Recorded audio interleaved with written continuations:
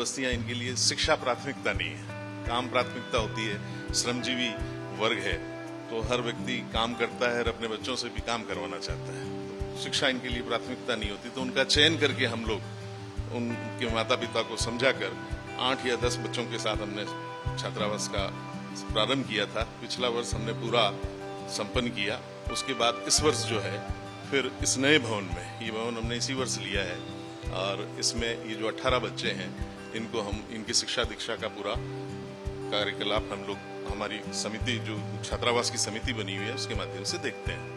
मिलती है कि आम लोग क्या सोचते हैं।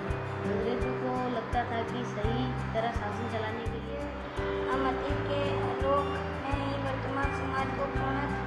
गुरुकुलम में सभी प्रकार के संस्कार सिखाए जाते हैं, कैसे प्रणाम किया जाता है, कैसे सुबह उठ करके नृत्य कार्य किया जाते हैं, कैसे शिक्षा को हम सेवाध्याय में परिवर्तन करके पढ़ाया जाता है, हमारी शाखा कैसे लगती है, हम खेल खेल के माध्यम से शिक्षा प्राप्त कर सकते हैं। हमारी जो दीदी भोजन बनाती है उस भोजन का हम अन्न ग्रहण कैसे करते हैं, उससे पहले हमारा भोजन मंत्र करके हम भोजन करते हैं। इस प्रकार का एक दिनचर्या का चार्ट लेकर के छात्र पढ़ता है तो वो समाज में पढ़ने के बाद जाता है तो समाज का परिवर्तन 100% है।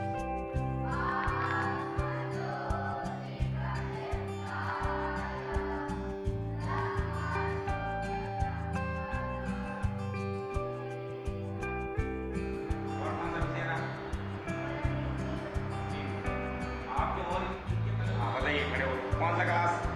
5वीं। हाँ, क्या कौन सा किसना है? पर्यावरण में मतलब जो बस्ती हमारी बस्ती थी वहाँ ना खाना ढंग का था, मिलता तो खा लेते, नहीं तो कभी कभी भूखा भी सोना पड़ता था। और हमारे वहाँ बस्ती के जो मतलब हमारे दोस्त वगैरह थे, जो ना उनका ना ढंग का बैठना था ना उठना था, गाली गलौज करते थे। और हमारे मतलब बस्ती में ढंग का कुछ है नहीं, पढ़ाई भी ढंग से नहीं हो पाती थी। हमें सुलेख लेखन करवाया जाता है जिससे हमारी जो राइटिंग होती है वो सुधर जाती है, लेख सुधर जाता है। और उसके अलावा यहाँ पे 6 बजे शाखा भी लगती है जिससे खेल कूद के और बाकी सारे शारीरिक वगैरह अच्छी होती है। और हमें पढ़ाने के लिए प्रतिदिन एक शिक्षक आते हैं तो वो हमें और भी अधिक चीज़ें पढ़ाते हैं, पढ़ाई से भी अधिक, किताबों में जो भी नहीं होती है जनरल नॉलेज के लिए वो भी पढ़ाते हैं और बहुत अधिक चीज़ें होती हैं और स्वाध्याय भी करते हैं। ये बराबर के नंबर किस किस के आएंगे बताइए।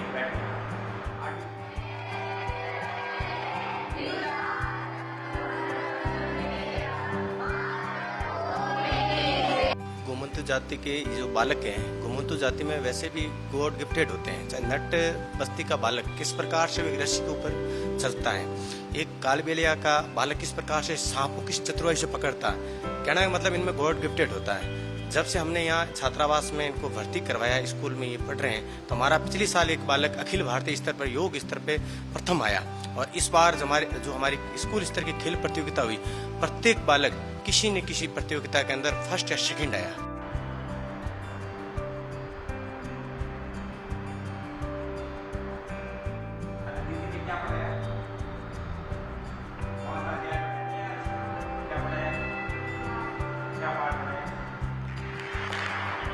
और बेटी संस्कृत में 10 नंबर, 9 से 3/4। यानी 52 अंक कटा है।